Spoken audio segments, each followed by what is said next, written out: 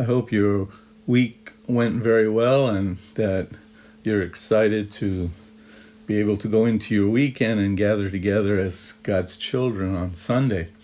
We're looking now at our 41st memory verse, 1Peter 2:9. It says, "But you are a chosen generation, a royal priesthood, an holy nation, a peculiar people, that you should show forth the praises of him who hath called you out of darkness into his marvelous light." Now I use colors so that we can sort of follow along and see what's happening here.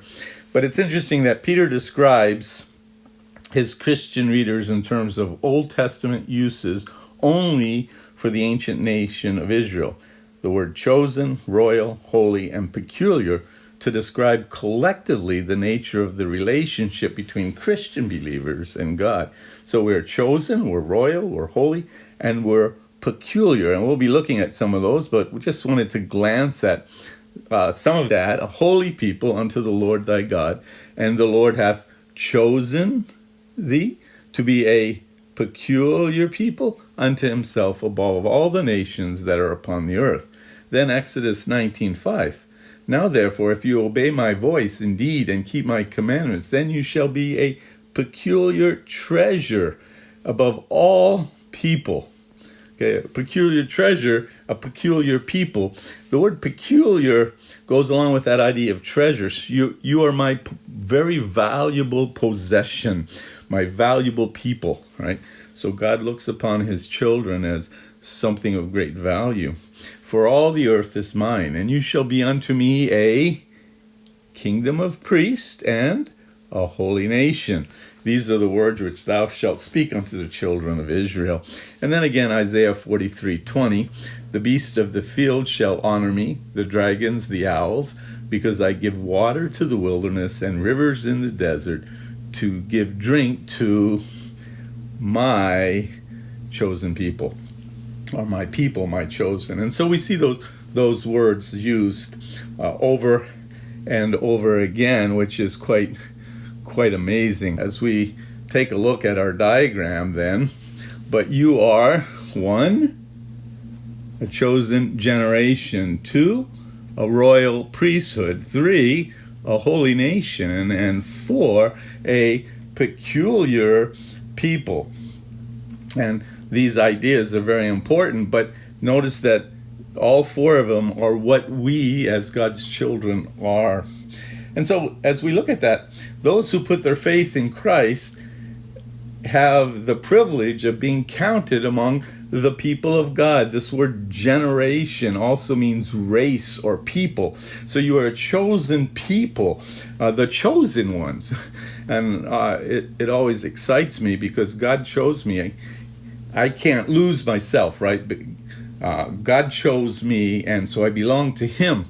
No one can take me away from him, and as he has also chosen you as his people. And then we look at the royal priesthood. All Christians are to be holy and set apart for the Lord's service, as priests were expected to be in the ancient world. And so the word royal brings in the idea of kingship, and then priesthood reminds us of our access to God, right? So we're a chosen people, a royal priesthood, and then a holy nation, regardless of one's nationality by birth.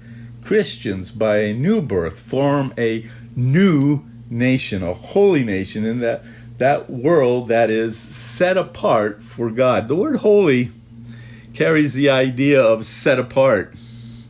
We belong to God. We're set apart for him. Okay, so set apart. Then this holy nation is God's special possession or peculiar people. It's special. It's a treasure. And you and I then are special treasures for God.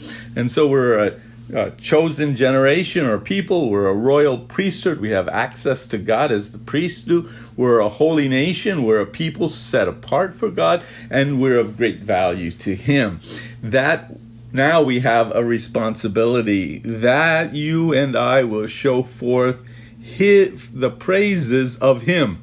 So we will proclaim who God is, what God has done. And what he has done is of him who what? Hath called you out of darkness into his light, his marvelous light. And so we want to emphasize both what we have. This is what we have, or maybe we would say what we are, right? What we are. And this is what we are to do. We are to show forth the praises of him. Him being the one who called us out of darkness into his marvelous light. So we're to give our testimony. We're to explain. We are to live like people who have been called out of darkness into light. And we are to proclaim to people how God has called us out of darkness into light. And as we go forth into our weekend, into Sunday, as we prepare for our time of worship together, let's remind ourselves what we are to be proclaiming, both by our lips, by our mouth, by our words, and by our actions. And so we can say word and action should proclaim that we're out of darkness, we're out of the control of sin, and we're now walking in his marvelous light.